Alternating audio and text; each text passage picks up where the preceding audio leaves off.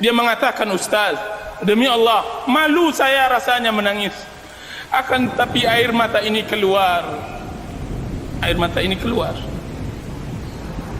Kaum muslimin yang dirahmati oleh Allah Azza wa Jal, kita di zaman yang membutuhkan hati yang seperti ini. Rasulullah SAW bersabda, yadkhulu aqwamunul jannah afidatuhum misla afidatut tayr.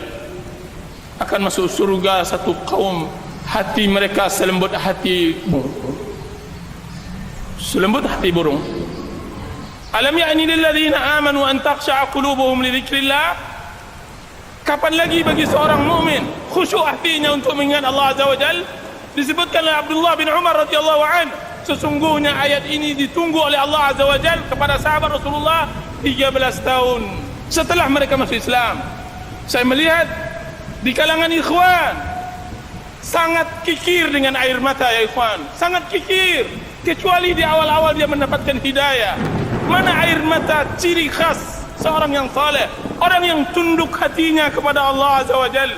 Mana air mata di salat tahajud, mana air mata di dalam doa dan tadarru' kepada Allah Azza wa Jalla. Apakah kita belajar din untuk memperkeras hati kita, untuk menendang, untuk menyakiti kaum muslimin? Tidak.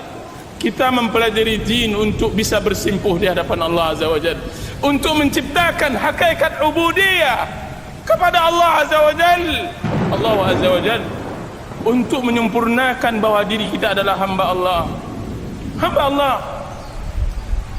Maka buku ini saya karang. Dan buku ini saya karang kepada orang-orang yang saya ceritakan tersebut. Tiba-tiba saya tidak melihat dia lagi ke sebuah pengajian.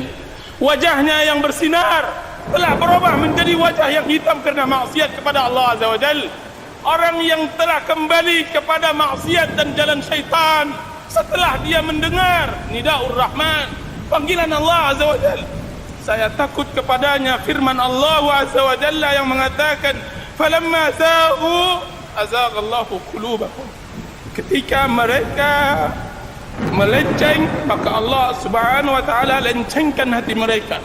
Ketika mereka telah mendapatkan hidayah dan mereka tidak mau mengolahnya, mereka tidak mau mencobanya, mereka duduk kan tapi tidak pernah menyemak, mereka hadir akan tapi tidak pernah menghadirkan hati. Kemudian Allah Subhanahu wa taala hanya pertemukan dia nanti di neraka, di adab akhirat. Salah seorang murid Dunnun yang saya katakan tadi di jalan-jalan dia mengatakan, ahin aina qalbi. Sebagian kaum muslimin zaman sekarang beramal dengan suatu amalan, dia berbangga dengan amalnya. Subhanallah, tidak mengerti akan kedudukan. Berbuat sedikit tentang Islam, dia sudah pongah menengadahkan kepalanya dan menghina orang lain. Tapi hati yang hanif tidak. Dia menyibukkan dirinya, dia menyibukkan dengan dosanya. Dia mengatakan, aina qalbi, aina qalbi, mau wajada qalbi, mana hatiku, siapa yang mendapatkan hatiku, berikan kepadaku, berikan. Abu Hurairah radhiyallahu anhu, setiap kali beliau mengajarkan anak-anak kecil, disiumnya anak tersebut, kemudian dia mengatakan, paman kalian ini banyak dosa, maka istighfarkanlah, ampunkanlah kepada Allah, kalian masih suci. Abu Hurairah mencari hatinya di depan anak-anak tersebut, meminta ampun kepada Allah, sampai nyaris timbul keputusasaan oleh orang yang berjalan di tepi jalan mencari hatinya. Putus asa. Sampailah dia memasuki sebuah gang, kemudian dia duduk di sebuah tempat duduk di tepi jalan, kemudian dia tafakkur, dia letakkan kedua tangannya, air matanya mengalir. Akankah Allah memberi taubat kepadanya setelah maksiat sejauh ini? Akankah Allah Subhanahu wa taala memberikan pengampunan kepadanya? Dan dia adalah hamba Allah, sepanjang masanya melawan Allah dengan maksiat dan pembangkangannya kepada Allah, nyaris dia berputus asa.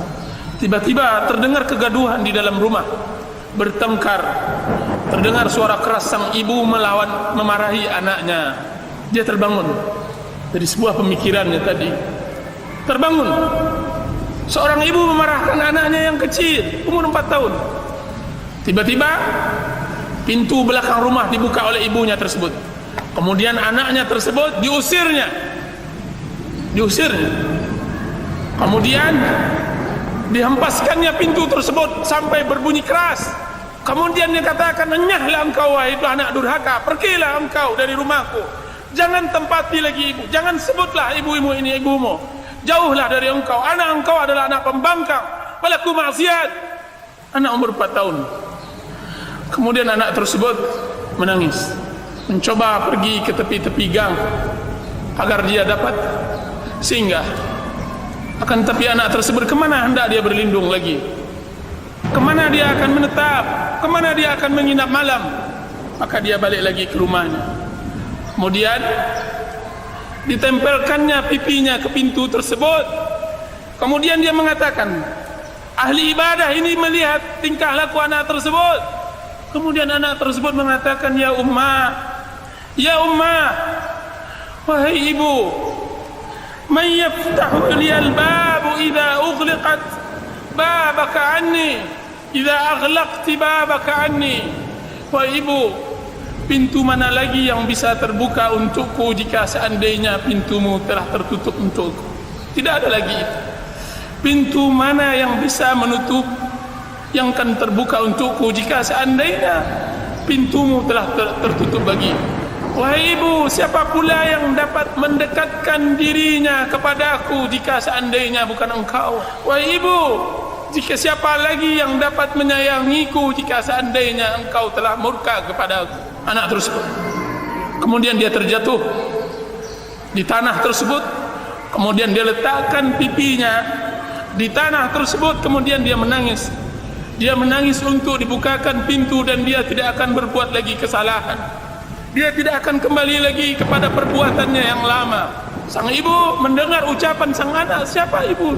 Siapa ibu yang begitu keras hatinya sehingga dia tidak mendengar teriakan dan tangisan sang anak? Maka sang ibu tersebut melihat di celah-celah rumah papannya tersebut. Dilihatnya perlakuan anaknya tersebut. Tidak sampai hatinya, tidak tega. Kemudian dibukakan pintunya olehnya. Kemudian anaknya tersebut diangkat. Kemudian dibersihkannya pipinya dari tanah dan debu. Kemudian dipeluknya. Kemudian dia mengatakan, "Wahai penyejuk pandanganku, siapa pula yang tidak tersentuh dengan ucapan? Siapa ibu yang mengusir anaknya? Wahai anakku, sebutkan, tidak ada ibu yang mengusir. Akan tetapi engkau telah berbuat kesalahan dan ibu akan memaafkan.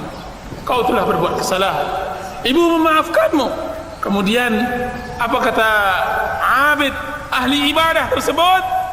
"Al-an wajada qalbi." Sekarang baru saya dapatkan hatiku. Sekarang aku temukan hatiku. Sekarang saya temukan hatiku. Saya dapat, saya peroleh. Kiranya begitulah kita seorang muslim bermuamalah kepada Allah. Siapa yang dapat membuka pintu jika seandainya pintu Allah sudah tertutup? Siapa yang dapat memberikan kasih sayang jika seandainya Allah telah murka? Siapa pula yang memberikan pembelayan, rahmat dan maghfirahnya jika seandainya Allah Subhanahu wa taala telah melaknat kita? Nauzubillah. Nauzubillah. Maka carilah hati-hati yang hanif di tempat-tempat yang seperti itu ya ikhwan.